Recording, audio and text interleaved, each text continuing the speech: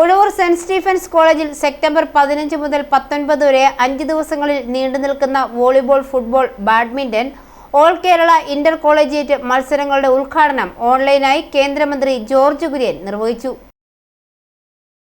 35ാമത് bishop Tharayil memorial inter collegiate പുരുഷ volleyball tournament, 34ാമത് sister Goretti memorial inter collegiate വനിതാ volleyball tournament, 18ാമത് bishop Kunnassery പൗരോഹിത്യ സുവർണ jubilee memorial inter collegiate football tournament, 10ാമത് golden jubilee memorial inter collegiate badminton tournament എന്നിവയുടെ സംയുക്ത ഉദ്ഘാടനമാണ് നടന്നത്. കേന്ദ്രമന്ത്രി ജോർജ് കുര്യൻ ഓൺലൈനായി ടൂർണമെന്റ് ഉദ്ഘാടനം ചെയ്തു. മെമ്മോറിയൽ വോളിബോൾ ടൂർണമെന്റും അതുപോലെ തന്നെ വനിതകളുടെ പെൺകുട്ടികളുടെ സിസ്റ്റർ ഗൊരേത്തി ടൂർണമെന്റും അതുപോലെ തന്നെ ബിഷപ്പ് കുന്നശ്ശേരി പിതാവിൻ്റെ പേരിലുള്ള ഫുട്ബോൾ ടൂർണമെന്റും എല്ലാം തന്നെ നടക്കുന്നത് വളരെ പ്രോത്സാഹനജനകമാണ്.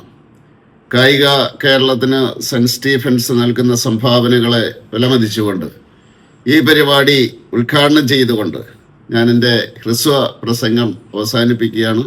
മഹാത്മാഗാന്ധി, കേരള, കാലിക്കറ്റ്, കണ്ണൂർ യൂണിവേഴ്സിറ്റികളിലെ 30ഓളം മികച്ച പുരുഷ വനിതാ ടീമുകൾ ടൂർണമെന്റിൽ വിവിധ മത്സരങ്ങളിൽ മാറ്റുരയ്ക്കും.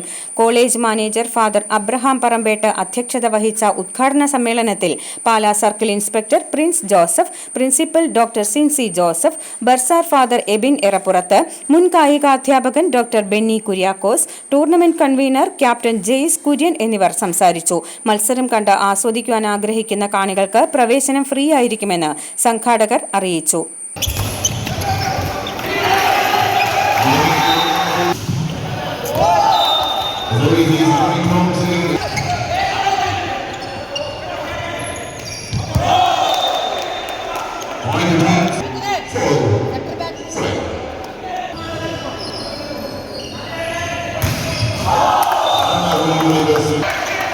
i4a news, Ettumanoor.